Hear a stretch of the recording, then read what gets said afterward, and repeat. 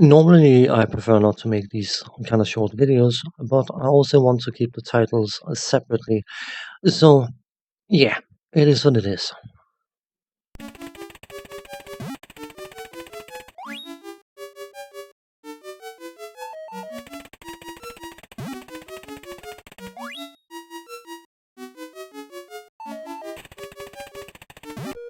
Hello, and welcome to a look at Hungry Horace for the Commodore 64, a game that was released by Beam Software. You take control of Horace, and as you can likely gather from the title of the game, Horace is rather hungry. Thankfully, the local park is stuffed filled with flowers, which Horace can pick up and apparently eat. But as you can also likely imagine, that is not considered to be socially acceptable behavior. So the guards of the park are trying their absolute best to grab hold of Horace and kick him out of the park. But unfortunately, the guards are a bit clumsy, so from time to time they will drop their lunch, which comes in shapes of various different fruits that Horace can pick up and munch on, as well as the flowers, of course.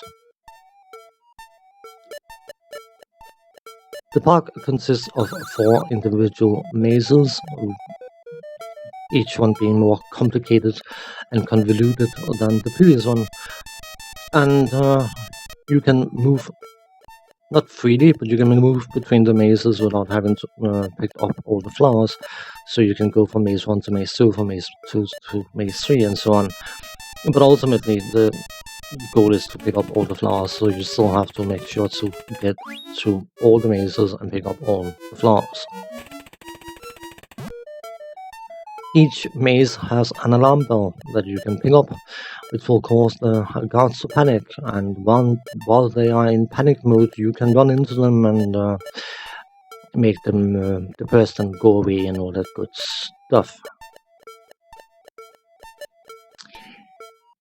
If that sounds familiar to a specific type of game that has been around for quite a few years, and I have covered one version of that is not by coincidence. But let's do the technical stuff first, and then we can talk a bit about that. Graphically, this is a game from 1983. It's not particularly impressive, but it is what it needs to be, and in that regard, I mean, you can identify the mazes, you can identify the flowers, you can identify the guards, and you can identify Horace, and that's basically what you need to. So it is perfectly serviceable, which is such a lovely word to use. The sound effects are a bit minimalistic, but again, this is a game from 1983, so anything that makes any kind of sound of any kind is a bonus, and yeah, again, I think it is perfectly serviceable for the game. The same for the intro tune. It is a bit psychedelic and goes a bit bonkers at one point, but again, an attempt at making some sort of tune, which is a good thing for a game of this age. The controls are fairly responsive. Left, right, up, down will do those kind of things, and you don't use the fire button for anything else but starting a new game. So, yeah, likely as basic as it comes.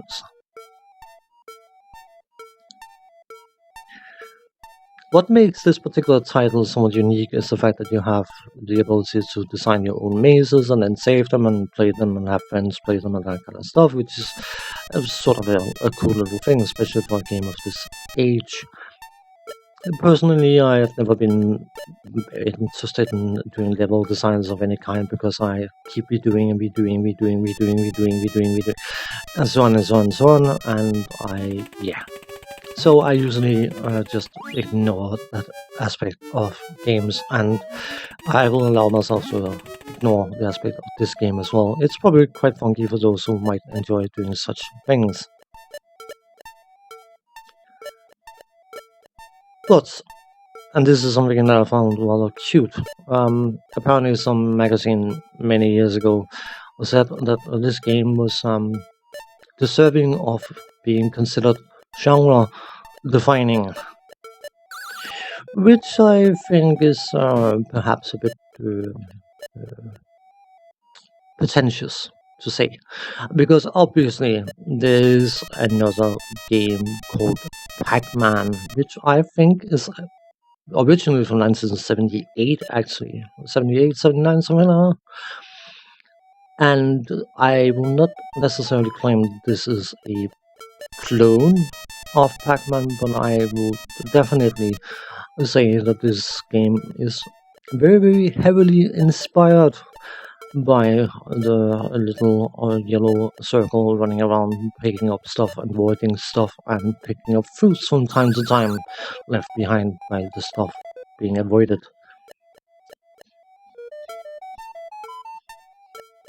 Obviously, back then there wasn't the information available what you can look up on the internet in 3 seconds flat. 30 years ago would have probably taken you 2 3 weeks to find out. So the obsession about defending copyrights wasn't as prevalent as it is now. Horace is a Pac-Man-ish game. It's got some deviously designed mazes that are annoying to navigate, but more from a